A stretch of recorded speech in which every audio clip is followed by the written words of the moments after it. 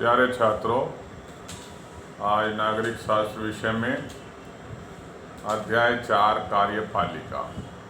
इस अध्याय के अंतर्गत हम कार्यपालिका के विविध रूपों की चर्चा करेंगे। कार्यपालिका के कौन कौन से रूप हैं या कार्यपालिका के क्या विविध रूप हैं, तो ध्यान से सुनेंगे सभी। पहला रूप है भाई नाम मात्र की कार्यपालिका। पहला रूप बताया हमने, नाम मात्र की कार्यपालिका। वह व्यक्ति जो सिद्धांत रूप में शासन का प्रधान है, मुखिया है, तथा जिसके नाम से शासन के समस्त कार्य किए जाते हैं एवं स्वयं किसी भी अधिकार का प्रयोग नहीं करता, नाम मात्र का कार्यपालक प्रधान होता है। और इस प्रकार की कार्यपालिका नाम मात्र की कार्यपालिका होती है। उदाहरण के लिए इंग्लैंड की जो महारानी है, साम्राज्ञी, तथा जो भारत का राष्ट्रपति है, वो नाम मात्र की कार्यपालिका है। दूसरा, वास्तविक कार्यपालिका। ये तो मैंने बताया आपको नाम मात्र की कार्यपालिका किस तरीके की होती है। अब बता रहा हूँ मैं वास्तविक कार्यपालिका। वास्तविक कार्यपालिका उसे कहते हैं जो वास्तव में कार्यपालिका की शक्तियों का प्रयोग करता है। जैसे इंग्लैंड, फ्रांस तथा भारत की मंत्री परिषद वास्तविक कार्यपालिका है। तो यहाँ का जैसे इंग्लैंड की जो महारानी है या भारत का जो राष्ट्रपति है, वो वास्तविक कार्यपालिका ना होकर वो तो नाम मात्र की कार्यपालिका है, जबकि भारत और इंग्लैंड या फ्रांस की जो मंत्री परिषद है वही वास्तविक कार्यपालिका है। तीसरा आता है इसका रूप एकल कार्यपालिका। एकल कार्यपालिका उसे कहते हैं जिसमें कार्यपालिका की संपूर्ण शक्ति एक व्यक्ति के अधिकार में होती है। जैसे अमेरिका का राष्ट्रपति एकल कार्यपालिका है भाई, वहाँ सर्वे सर्वा राष्ट्रपति है, उसी के अधीन है सारा मामला, संपूर्ण शक्तियाँ उसमें निहित हैं। चौथा है बहुल कार्यपालिका। इस प्रकार की कार्यपालिका में कार्यकारिणी शक्ति किसी एक व्यक्ति में निहित न होकर अनेक अधिकारियों के समूह में निहित होती है। इस प्रकार की कार्यपालिका स्विट्जरलैंड में है भाई। वहाँ कार्यपालिका सत्ता 7 सदस्यों की एक मंत्री परिषद में निहित होती है। इसके बाद देखते हैं संसदात्मक कार्यपालिका। ये क्या है भाई? इसमें शासन संबंधी अधिकार मंत्रिमंडल के सदस्यों में निहित होते हैं। वे व्यवस्थापिका के सदस्यों में से ही चुने जाते हैं और अपनी नीतियों के लिए उसी के प्रति उत्तरदायी होते हैं। मंत्रिमंडल के सदस्य व्यक्तिगत तथा सामूहिक रूप से व्यवस्थापिका के प्रति उत्तरदायी होते हैं। व्यवस्थापिका मंत्रिमंडल के विरुद्ध अविश्वास का प्रस्ताव पारित करके उसे पद से हटा सकती है। इंग्लैंड तथा भारत में इसी प्रकार की कार्यपालिका है भाई, संसदात्मक कार्यपालिका। छठा है अध्यक्षात्मक कार्यपालिका। इस प्रकार की कार्यपालिका के अंतर्गत मुख्य कार्यपालिका व्यवस्थापिका से पृथक तथा स्वतंत्र होती है और उसके प्रति उत्तरदायी नहीं होती है। संयुक्त राज्य अमेरिका में इसी प्रकार की कार्यपालिका है भाई। वहाँ कार्यपालिका का प्रधान राष्ट्रपति है और उसका निर्वाचन 4 वर्ष के लिए किया जाता है। नंबर 7, सातवां जो रूप है इसका, वो पैतृक, मनोनीत और निर्वाचित कार्यपालिका। पैतृक कार्यपालिका उस कार्यपालिका को कहते हैं जिसके प्रधान का पद पैतृक अथवा वंश परंपरा के आधार पर होता है। ऐसी कार्यपालिका ग्रेट ब्रिटेन में है। वंश के आधार पर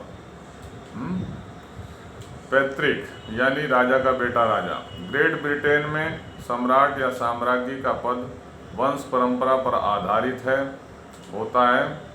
इसके विपरीत जहाँ कार्यपालिका के प्रधान का निर्वाचन किया जाता है, वहाँ निर्वाचित कार्यपालिका होती है और ऐसी कार्यपालिका भारत में है।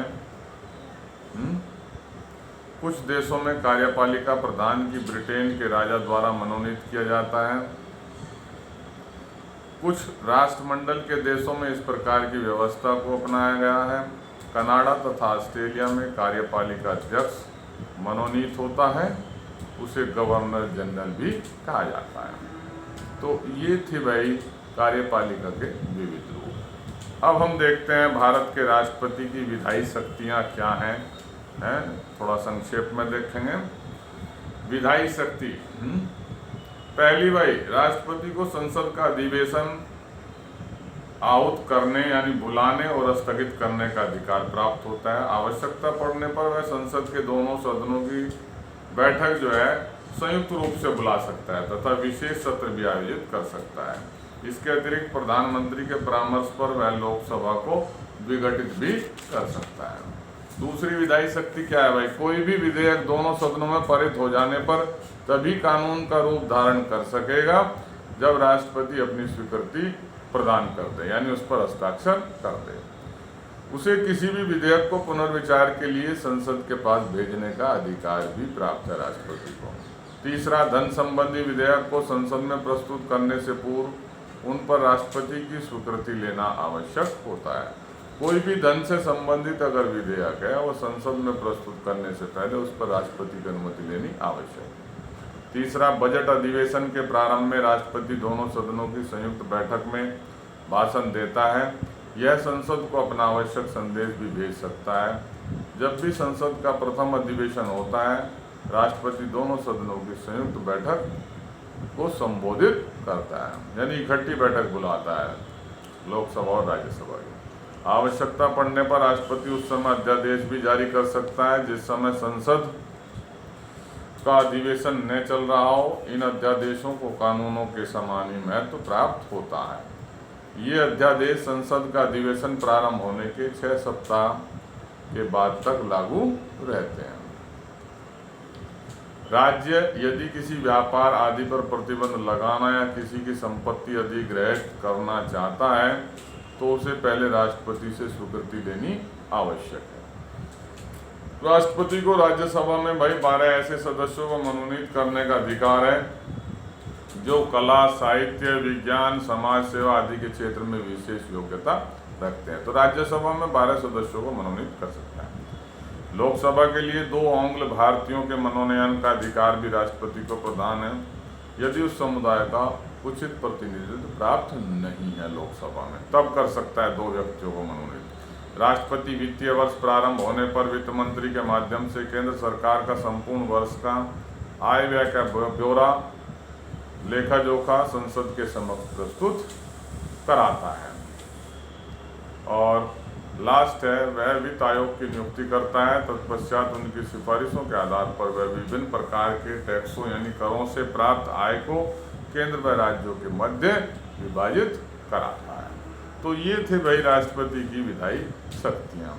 कल हम पढ़ेंगे भारत के राष्ट्रपति के कार्यपालिका तथा न्याय संबंधी अधिकार।